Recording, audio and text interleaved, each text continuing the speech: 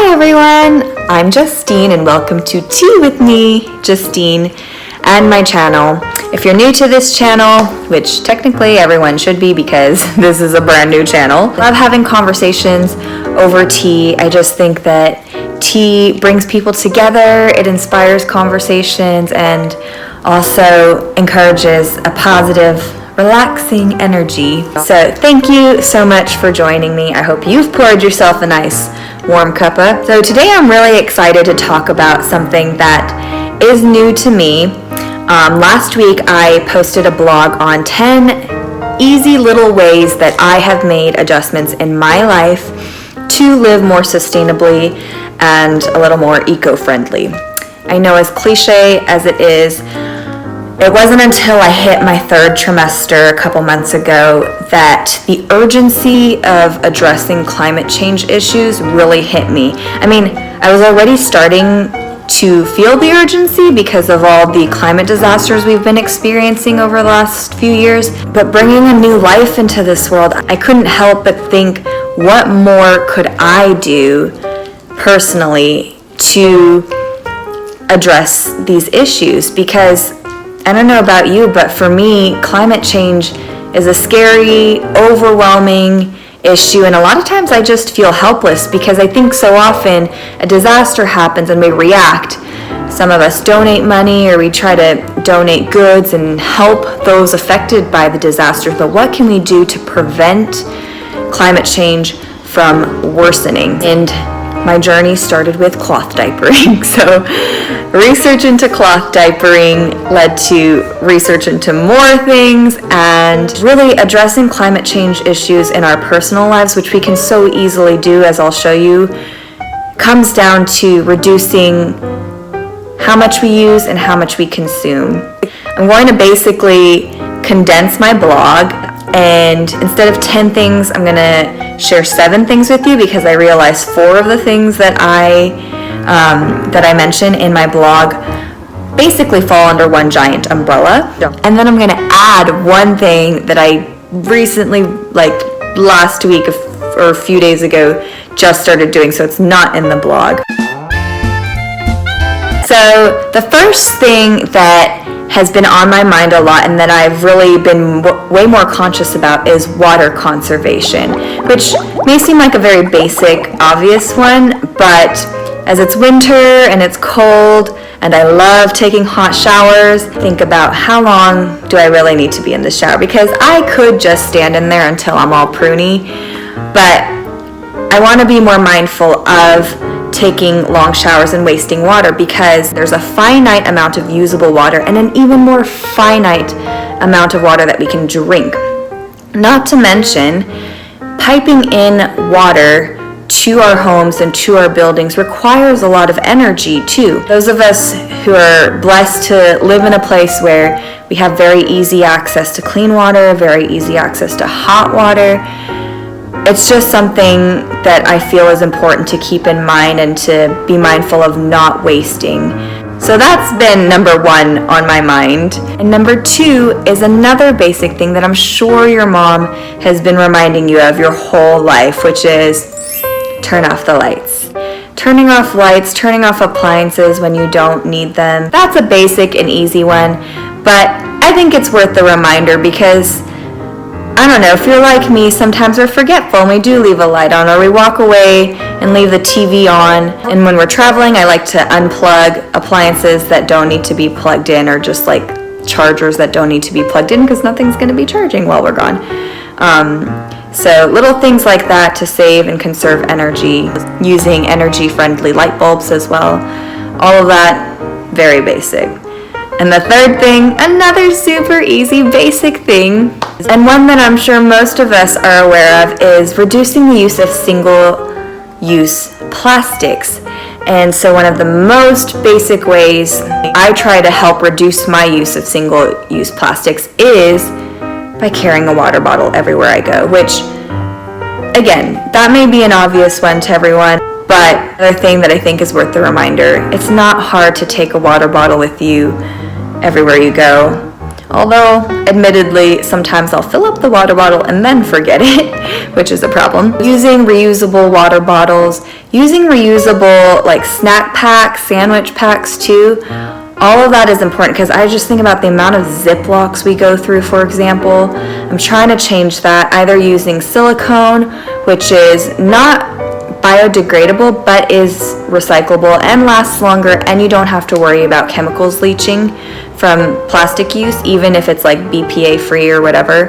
That's really important. There's stainless steel options. There's all kinds of other options, as well as I've noticed a lot of the cloth diapering companies now, because they make wet bags for your cloth diapers. They're also making bags to use for other things, and these reusable bags are so great for so many things, not just your diapers or your snacks and food and such, but also makeup, toys, whatever you can use to use reusable bags. Plus a lot of them have really fun, cute prints. So I'm really making an effort to cut down on particularly single-use plastics, but also just trying to move away from as much plastic as possible, which is very difficult.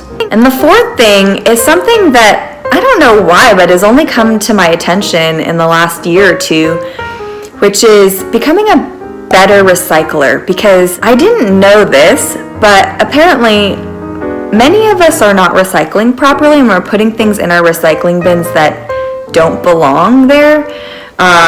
So for example, like, we're not supposed to put greasy pizza boxes into the recycling because that can't be recycled, and then any grease that gets onto other items contaminates those recyclables, and all of those just wind up in the landfill. So I'm trying to be better about knowing what goes in those blue bins, or at least they're blue in LA. They might be other colors in other cities. And it's really easy to just go online, look at your city's recycling program, and see what's allowed in your recycling bins. And then if you're not sure, which I did recently, pick up the phone and call them, and they're really helpful. And it doesn't take much effort to get a little more clarity. I even printed out a list that LA City provides on what you can put in the recycling bins and what you can't. And sometimes if it's like a bulky item or electronics, they won't normally pick it up, but if you call them to say you have these things, they will schedule a curbside pickup special for those things. And then there's also, if they don't take certain things like electronics or even fabrics and old clothing and such, there's other ways to recycle them that are really great. So, I was always torn about, what do I do with clothing that I can't donate because they're just so old, or there's holes in them, or they're not worth donating. One very easy, Salvation Army, Goodwill, a lot of those donation centers take fabrics, textiles, old clothing, and recycle them. But I think you should check with your specific one, because maybe not all of them do. But there's also other centers that do that, and then even clothing stores. And the great thing about bringing these things to clothing stores is that then they'll give you a discount to shop in their store. Now, the fifth thing is something that I don't personally do, but my mother is fantastic at, and that is composting. Composting is great because it locks in moisture in the soil, so then you don't need to use as much water in your soil, and it keeps things out of the landfills. So, for example, my mom will compost veggie peels, fruit peels, anything you can compost. Used coffee grounds, used tea leaves. I think those are the main things. And the fun thing is that every now and then you get a little fruitful surprise in your garden. I know my mom has accidentally grown tomatoes, potatoes, who knows what else. But yeah, if you can compost, if you have a place to compost, it's great. The other thing you can compost, and this kind of leads into number 6, is dog poo. I don't know about cat poo, but dog poo. You can compost, and technically you're not supposed to throw dog poo or baby poo into your rubbish bins. I think in some places it's even illegal, actually, to put poo in the landfills, but everyone does it, and it's obviously not being strictly enforced, or garbage men aren't going through your trash can to see if you've got dog poo or baby poo in your rubbish bin. But yeah, technically none of that is supposed to go into the landfills because it's considered a hazardous toxin, and it also contaminates our water, and there's all kinds of negative effects of putting poo in the landfills. So one way to dispose of the poo is to compost. Now, like I said, this leads into number 6, which is I'm not composting dog poo, and I won't be composting my baby's poo, at least not that I can foresee in the foreseeable future. But what I do now is that when I take her for a walk is I will pick up her poo like a good citizen, and then I will bring it home and dump it in the toilet. Now, she's a little dog, her poos are little, mostly clean, easy to manage, and actually she's a house dog, so when we're at home, she mostly pees and poos on pads, and so we do pick up her poo and put it in the toilet and flush it, just like our own poo. Side note, as I'm becoming a mother, poo has come into my regular conversation very naturally, easily, and commonly, so I'm sorry if I talk too much about poo, but it's a part of life.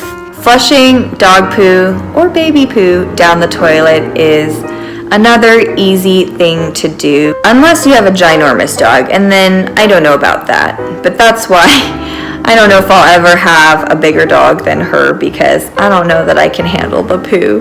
Now, number 7 is a big one, and this is where I had mentioned earlier in my blog, I'm basically condensing 4 things that I do now, and that is how I shop more sustainably and eco-friendly. There is so much I could talk about on this topic that I think I'll do a separate video in more detail for you on that, because otherwise this video will be so long. And I'm so excited that on the Oscars red carpet, more celebrities were talking about and wearing more sustainable fashion, because the fashion industry is one of the worst carbon emissions culprits in the world, if not the worst. And truthfully, there's no 100% eco-friendly way to produce clothing and shop for clothing unless you're buying secondhand. So that is one way to shop more sustainably, is to buy secondhand, and that is something I've not been very good at in the past. I did very recently make my first couple of purchases on a secondhand retail website called threadup.com, which some of you may know. What's great about that site is that everything is, I think, generally in good or new condition. I even got a brand new dress for like $12, so we'll see. That being said though, I think it's really important to reduce the amount that we're buying, because as I mentioned earlier, how much we consume is a big factor in how much we're contributing to climate change, because it's not just about what we're buying, but the whole production line. Looking at how materials are sourced, whether it's household products, skincare products, beauty products, which is not always easy to look into, but especially when it comes to clothing, looking at the materials and how those materials are sourced, to how they're produced, because producing clothing requires a lot of water, requires a lot of energy, dyes, chemicals, all that goes into producing our clothing, and that contributes to carbon emissions, and then the packaging, and then getting it to us. So it's really understanding the full production line, which I know can maybe overwhelm a lot of people and might turn some of you off even, but that's again why I wanted to do these videos, is because as overwhelming as it might seem, I think once we're all educated on these things, and the more we ask questions, the more we are mindful of what we're buying, the more retailers, brands, and companies also have to be mindful. And there are plenty of companies out there that are taking steps to be more sustainable. But some brands, they're very transparent on their websites online, so you can very easily see what they're doing to make changes. And you know, it's not all perfect, but I think the more transparent they are, the more I trust them anyways. And when I'm not sure, I ask them questions, and it's very easy. I send them an email, and then they respond, and if they give me a satisfying response, then I will continue with my purchase. If not, then I will think a little harder. But it's all like a balancing act too, because unfortunately sometimes trying to shop sustainably is not always the most affordable route, which is something that's frustrated me for so long, like trying to buy organic foods, and basically you're trying to buy more naturally, but for some reason that costs more, and that to me is just crazy. So it's kind of just weighing the cost balance of how eco-friendly something is, where it's coming from, because again, remember, think of the fuel emissions that we're emitting by ordering from somewhere else, instead of like shopping locally. I know my husband and I are guilty culprits of relying way too much on Amazon Prime. Online shopping is just so convenient, but sometimes it is thinking about, what can you do to reduce the amount you are relying on those conveniences. If it's something I can easily pick up at the store, I just remind myself to actually get my butt to the store. There are tons of ways to be more mindful of how we shop. Like I said, the most eco-friendly way is to secondhand shop, because you're giving new life to a product. Then there's looking at and understanding the whole production line and basing my decision on what's going into the products, how they're sourced. Looking at the ingredients is as much about the environment as it is about our own health. And then considering ways to shop more locally. I'm going to go into way more detail on this on a separate vlog, because there's just so much to say on this, and I could go on and on and on and on. But yes, sustainable shopping is quite the adventure, and I know it can be overwhelming, but that's where I hope that with all the research that I do, I can hopefully make it less overwhelming for you all, because every little thing we do makes an impact. And I think these are easy ways we can help address the bigger issues that we're facing in the world. I don't want to be preachy or anything, but I've just become very passionate about this and want to do as much as I can to help create positive change here. So thank you all for joining me for tea. I hope you had more fun than she did. If you don't mind hitting subscribe, I would super appreciate that. If you have any questions, comments, tips, please leave them below in the comment section, and I will get back to you. Have a wonderful, beautiful day, and I will talk to you all soon. Toodles!